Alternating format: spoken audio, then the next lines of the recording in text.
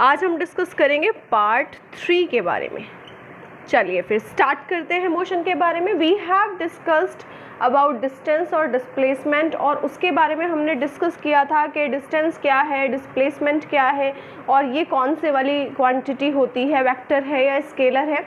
और इसके बारे में हमने जाना था डिस्टेंस और डिस्प्लेसमेंट में आपका डिस्टेंस और डिस्प्लेसमेंट में बेटा आपका एक डिफरेंस आपको लर्न करना होता है। तो अगर आपको डिफरेंसेस को लिखना हो तो आप बता सकते हैं। मैं अब थोड़ा सा आपको इसके डिफरेंसेस के बारे में बताती हूँ कि आपको इनके डिफरेंस में क्या क्या लिखना होता है, ठीक है। सो स्टार्ट करते हैं, क्या लिखना है आपको डिस्टेंस के बारे में। तो अगर आपको लिखना हो इनके बीच में डिफरेंसेस को, तो आप लिख सकते हैं जो हमने डेफिनेशन स्टार्टिंग में लिखवाई थी डिस्टेंस की और डिस्प्लेसमेंट की, कि डिस्प्लेसमेंट शॉर्टेस्ट डिस्टेंस होता है और डिस्टेंस आपका क्या होता है, the total path covered by a moving object, ठीक है। ऐसे ही आप डिस्प्लेसमेंट में लिख सकते हैं the shortest distance between the initial and final velocity, initial and final position is known as the displacement. दूसरे पॉइंट में आप लिख सकते हैं कि कौन से वाली क्वांटिटी होती है, तो डिस्टेंस आपकी स्केलर हो जाएगी, उसके बाद ये आपकी वेक्टर हो जाएगी। और थर्ड पॉइंट में बेटा मैं आपको बताने वाली हूँ डिस्टेंस और डिस्प्लेसमेंट के बीच का एक मेजर डिफरेंस। वो डिफरेंस ये है कि डिस्टेंस कभी भी आपका जीरो नहीं होगा, नेवर एवर। अब उसे समझ लेते हैं क्यों। क्योंकि अगर आपको मैंने एक एग्जांपल के थ्रू बताया था कि आप किसी अपने फ्रेंड से डी से मिलने गए थे, पहले आप बी के पास गए फिर सी के पास गए, ये हमने पार्ट 2 में डिस्कस किया था। उसके बाद आप सी के पास गए फिर आप डी के पास गए थे। तो क्या कभी भी ये जीरो हो सकता है? क्योंकि हमने तो डिस्टेंस की डेफिनेशन में ही लिखा था, क्या लिखा था, टोटल पाथ। कौन कवर कर रहा है, कवर्ड, टोटल पाथ कवर्ड किसके द्वारा हो रहा है, टोटल पाथ जो कवर्ड कर रहा है एक मूविंग ऑब्जेक्ट कर रहा है, मूविंग ऑब्जेक्ट कर रहा है, ठीक है। तो ये तो टोटल पाथ है ना, तो ये क्या कभी जीरो हो जाएगा? नहीं, क्योंकि हमें तो उसकी पोजीशन को ऑब्जर्व करना है। और वो जो वैल्यू होती है, जो मैग्नीट्यूड होता है, जैसे 7 किलोमीटर था, आई थिंक ये 5 किलोमीटर हमने कंसीडर किया था और ये 4 किलोमीटर हमने कंसीडर किया था। तो ये सब नंबर्स हैं और इन नंबर्स को हम प्लस करेंगे, इज सिंपल। और जब नंबर्स को प्लस करेंगे तो it can never be zero, ये कभी जीरो हो ही नहीं सकते। तो डिस्टेंस तो कभी भी आपका जीरो होगा ही नहीं। दूसरी बात, ये नेगेटिव भी नहीं होता, ये पॉजिटिव भी नहीं होता। आई विल एक्सप्लेन यू क्यों पॉजिटिव है, क्यों नेगेटिव और क्यों जीरो नहीं हो सकता, इसके बारे में मैं आपको बताती हूँ। तो हमने समझ लिया कि कभी भी जीरो नहीं हो सकता, तो आप यहाँ इसके थर्ड पॉइंट में लिख सकते हैं it can not be zero, ठीक है, ये कभी भी जीरो नहीं हो सकता। तो उसके बाद इसके बारे में जानते हैं हम डिस्प्लेसमेंट के बारे में। अच्छा, तो फिर क्या डिस्प्लेसमेंट जीरो हो सकता है? यस, हो सकता है। इसको समझते हैं। ए और बी हमने एक मान लिया, ये इनिशियल पोजीशन है स्टार्टिंग की और ये फाइनल पोजीशन है, ठीक है। आप मान लीजिए 3 किलोमीटर को कवर कर रहे हैं। अब जो डिस्प्लेसमेंट होता है, बिकॉज ये हमें डायरेक्शन के, क्योंकि डिस्प्लेसमेंट है वेक्टर क्वांटिटी, तो भाई वेक्टर क्वांटिटी क्या होती है, जिसमें दो चीज़ें हो, क्या दो चीज़ें हो, मैग्नीट्यूड हो और दूसरा आपका क्या हो, डायरेक्शन हो। तो हम ना जैसे नंबर लाइन पढ़ते हैं, ग्रेड 8 में भी हमने पढ़ा है नंबर लाइन पे, तो जब हम मतलब इसको ऑब्जर्व करना चाहते हैं, नंबर लाइन के अलावा भी आपने ना एक चैप्टर पढ़ा होगा जिसमें कि डायरेक्शन के बारे में बताया जाता है कि प्रॉफिट होता है तो आप प्लस साइन अप्लाई करते हैं और लॉस होता है तो आप माइनस साइन अप्लाई करते हैं। इस तरीके से हम क्या करते हैं, साइन के थ्रू ये अपनी डेफिनेशन को इजी बनाते हैं। साइन के थ्रू हमें पता चलता है कि अगर कोई नंबर डबल हो रहा है, ट्रिपल्ड हो रहा है, तो मल्टीप्लाई का साइन लगाते हैं। तो सेम तरीके से जो वेक्टर क्वांटिटीज़ होती हैं ना, उनमें अपवर्ड या बैकवर्ड या फिर फॉरवर्ड और बैकवर्ड जब हम जाते हैं तो हम उस मैग्नीट्यूड के सामने अपनी डायरेक्शन के अकॉर्डिंग प्लस या माइनस अप्लाई करते हैं। एक और चीज़ समझाती हूँ इसके अलावा, आप इसको इस तरीके से समझिए, जो नंबर लाइन होता है ना, हमें मालूम होता है कि जीरो की इस वाली साइड सारे पॉजिटिव नंबर होते हैं, इधर सारे नेगेटिव नंबर होते हैं। आपको जाना है प्लस, आगे की तरफ जाना है तो आप लिखते हैं +2, आपको बैक जाना है तो -2। सो ये हमें क्या इंडिकेट करता है, प्लस और माइनस, कि आप लेफ्ट या राइट गए। यानी कि ये भी क्या बताता है, हमें डायरेक्शन के बारे में बताता है। सिंपल चीज़ आपकी मैग्नीट्यूड डिस्प्लेसमेंट के साथ भी होती है कि अगर आप जा रहे हैं आगे की तरफ तो आप प्लस साइन से उसको डिनोट करिए, आप बैकवर्ड आ रहे हैं, वापस आ रहे हैं, तो आप माइनस साइन से उसको क्या कर सकते हैं, डिनोट कर सकते हैं। It make your study easy, plus minus से हमें क्लियर हो जाता है कि हम पहले आगे की तरफ गए देन हम पीछे की तरफ गए। तो जो डिस्प्लेसमेंट है वो आपका प्लस का भी हो सकता है, वो आपका माइनस भी हो सकता है, वो जीरो भी हो सकता है। इसको भी समझ लेते हैं जीरो कैसे हो सकता है। क्योंकि मान लीजिए आप स्टार्टिंग में ए से चलना स्टार्ट किए, आप बी तक पहुंच गए, आपने कवर किया प्लस के 3 किलोमीटर डिस्टेंस। आपने क्या सोचा कि मैं दोबारा अपने घर वापस जाता हूँ, तो आप बी से फिर से आप कहाँ पर आए, आप ए पर आए। तो अब मैं आपसे पूछती हूँ आपने टोटल कितना कवर किया, तो आप कहेंगे कि माइनस के 3। यहाँ बी से ए पे आने पे तो ए से बी गए हम प्लस के 3, बी से ए गए हम माइनस के 3। तो अब मैं आपसे पूछती हूँ टोटल बताइए आप कितना होगा, तो प्लस और माइनस तो एक दूसरे को नेगलेक्ट कर देगा, तो आंसर है 0। मतलब आपने डिस्टेंस कवर किया ही नहीं। डिस्टेंस मतलब डिस्प्लेसमेंट, ठीक है, शॉर्टेस्ट डिस्टेंस आपने कवर किया ही नहीं। सो डिस्प्लेसमेंट बेटा आपकी 0 भी हो सकती है, इट कैन बी 0, नेगेटिव और पॉजिटिव ऑल्सो। सो ये हमारे डिस्टेंस और डिस्प्लेसमेंट के बीच में डिफरेंसेस थे। अब हम नेक्स्ट टॉपिक डिस्कस करते हैं अबाउट स्पीड, और उसके बाद डिस्कस करेंगे हम स्पीड के बाद वेलोसिटी के बारे में। होपफुली कि अच्छे से समझ में आ गया होगा। चलिए अब स्टार्ट करते हैं स्पीड के बारे में। नेक्स्ट टॉपिक है आपका स्पीड के बारे में। बहुत ही सिंपल लैंग्वेज में हम इसको समझने वाले। स्पीड कोई व्हीकल है, कोई मूविंग ऑब्जेक्ट है, कोई मूविंग पर्सन है, यानी कि मूविंग ऑब्जेक्ट, और कह सकते हैं हम मूविंग पर्सन। वो कितना फास्ट चल रहा है या स्लो चल रहा है। हम बोलते हैं ना कि भाई उसकी स्पीड तो बहुत ज़्यादा है या वो बहुत धीरे चलता है, तो इसका मतलब वो स्पीड जो है वो क्या बता रही है, फास्ट और लो के बारे में बता रही है, फास्ट और स्लो के बारे में बता रही है। तो स्पीड अगर हम एक लाइन में डिफाइन करें तो स्पीड क्या हुई कि कोई भी ऑब्जेक्ट, मूविंग ऑब्जेक्ट कितना फास्ट है कितना स्लो है, वो उसकी स्पीड है। यही तो है ना इन जनरल सॉर्ट ऑफ वे में हम जो रेगुलरली अपनी लैंग्वेज में यूज़ करते हैं स्पीड के बारे में, वो क्या है, वो यही चीज़ है कि कितना फास्ट है और कितना स्लो है कोई ऑब्जेक्ट, और वो भी कैसा ऑब्जेक्ट, मूविंग। अब चलते हैं इसकी डेफिनेशन के बारे में। फॉर एग्जाम्पल ए से बी तक, क्योंकि अभी मुझे इसको आपको डेफिनेशन बताने के साथ साथ इसका एक न्यूमेरिकल भी फॉर्मूले से सॉल्व करके देखेंगे।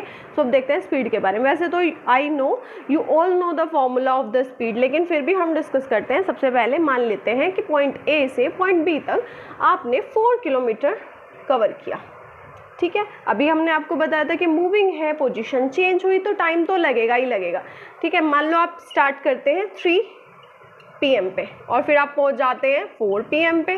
सो आपने कितना टाइम लिया, 1 घंटा, राइट, 1 घंटा आपने लिया।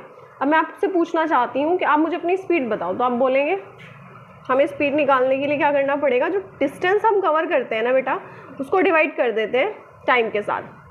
टाइम जितना भी आपने लिया तो टाइम टेकन, तो यहाँ पे भी एक वर्ड आप ऐड कर लीजिए, डिस्टेंस ट्रैवल्ड, और किसके द्वारा आप आगे और लिखना चाहें तो आप लिख लीजिए moving by a moving object. अब देखते हैं क्या होगी स्पीड। तो फॉर्मूला समझ में आ गया, speed is equal to nothing but distance और टाइम टेकन, और टाइम टेकन कौन ले रहा है, आपका मूविंग ऑब्जेक्ट ही ले रहा है। सो 4 divided by 1, is it clear. तो ये हो गया 4 डिवाइडेड 1 बाय 4। अब हम बात करते हैं, यार हम चले थे 4 किलोमीटर, ठीक है, ए से बी तक, और हमने टाइम कितना लिया, 1 आवर। तो अभी यहाँ पर मैं आपसे कहती हूँ, तो मैं ऐसे लिखूंगी ना, इसको नंबर तो मैंने लिख दिया, उसके बाद मैं ऐसे लिखूंगी ना किलोमीटर, और ये क्या था, डिवाइड में था, तो किलोमीटर डिवाइडेड बाय आर। मतलब ये क्या हुई, फिर ये होती है यूनिट। यूनिट हमें बताती है कि वो कौन सी फिजिकल क्वांटिटी है, कौन सी है फिजिकल क्वांटिटी, वो स्पीड है। सो हमें जो यूनिट पता चली अभी, उसको अगर हम डिस्कस करें स्पीड की, यूनिट क्या होगी, वो होगी आपकी किलोमीटर पर आवर। अच्छा, किलोमीटर पर आवर जो है ये इसकी SI यूनिट हुई या कौन सी यूनिट हुई, तो इसकी SI यूनिट जो होती है वो होती है मीटर पर सेकेंड। अब एक चीज़ मैं आपको और बताऊं कि अगर डिस्टेंस यहाँ 4 किलोमीटर ना हो करके 4 मीटर होता तो टाइम किस में चेंज होना चाहिए था, सेकेंड में। तो अब स्पीड की जो वो है यूनिट क्या बन जाएगी, 4/1 इक्वल्स टू 4 मीटर पर सेकेंड। सो ये 4 मीटर पर सेकेंड के साथ जो मीटर पर सेकेंड लगा हुआ ये होगी इसकी SI यूनिट स्पीड की। अगर टाइम आर में है तो डिस्टेंस किलोमीटर में होना चाहिए, क्योंकि यूनिट बनती है या तो किलोमीटर पर आवर या बनती है आपकी मीटर पर सेकंड। अब आप यहाँ से आइडिया लगा लीजिए कि डिस्टेंस किलोमीटर में होना चाहिए, टाइम आर में होना चाहिए, और अगर डिस्टेंस मीटर में है तो टाइम सेकंड में होना चाहिए। एक चीज़ मैं आपको और बताती हूँ, अगर आपको न्यूमेरिकल सॉल्व करना हो और आपको किलोमीटर पर आवर्स को मीटर पर सेकेंड में कन्वर्ट करना हो और आप इसको डायरेक्टली कन्वर्ट करना चाहते हैं विदाउट नंबर, बड़े बड़े नंबर से मल्टीप्लाई करने के बाद, वो आपको नहीं चाहिए, तो आप सिंपल 5/18 से मल्टीप्लाई कर दीजिए किसी भी नंबर में। एक एग्जांपल के थ्रू समझेंगे अभी, तो कन्वर्ट हो जाएगा मीटर पर सेकेंड में।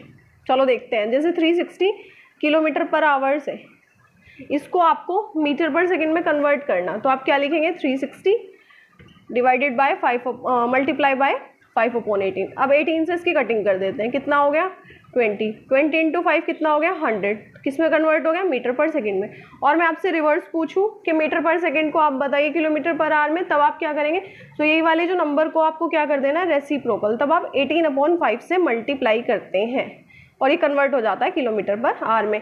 इसकी हमें कहाँ ज़रूरत पड़ेगी, जब हम इस चैप्टर के न्यूमेरिकल को डिस्कस करेंगे तब हमें इनकी ज़रूरत पड़ेगी। तो स्पीड तो हमें समझ में आ गई। अगर हम इसकी डेफिनेशन बनाएं तो क्या होगा, डेफिनेशन होगी कि स्पीड क्या बनती है आपकी, distance covered by an moving object in per unit time. Per unit का मतलब क्या होता है, एक घंटा, ठीक है, या फिर 1 सेकेंड या 1 मिनट, उसके अकॉर्डिंगली। यूनिट, पर यूनिट का मतलब होता है, पर यूनिट टाइम का मतलब होता है 1 होना चाहिए, ठीक है। तो अगर पर यूनिट, यहाँ पे 1 रख दें आप, पर यूनिट टाइम में जितना भी डिस्टेंस कोई भी मूविंग ऑब्जेक्ट कवर करता है वो उस ऑब्जेक्ट की क्या कहलाएगी, स्पीड। अब एक मैं आपको चीज़ बताऊं कि जो हमारे व्हीकल्स होते हैं, मूविंग व्हीकल्स, जैसे स्कूटर है आपका, एक्टिवा है, जैसे कार है, उसके अंदर एक स्पीडोमीटर होता है। स्पीडोमीटर क्या बताता है, वो बताता है कि मूविंग ऑब्जेक्ट की स्पीड कितनी है। तो स्पीडोमीटर जो व्हीकल्स में हमारे लगा होता है वो हमें बताता है कि किसी भी ऑब्जेक्ट की स्पीड कितनी है।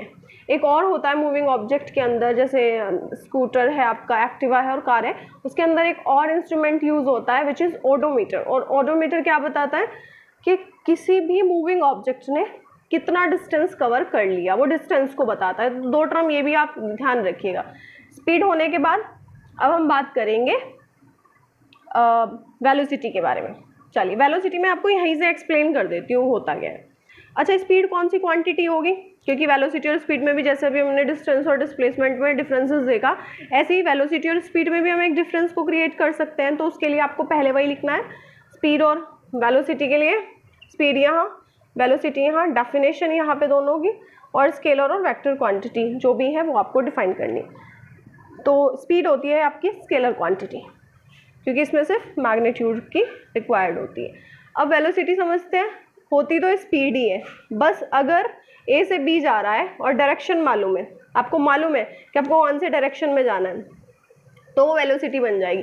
तो जब हमें डायरेक्शन पता करना होता है तब तो ये डिस्टेंस नहीं कहलाएगा ए से बी तक का, तभी क्या कहलाएगा, शॉर्टेस्ट डिस्टेंस। और shortest distance in simple language क्या होता है, इज इक्वल टू डिस्प्लेसमेंट।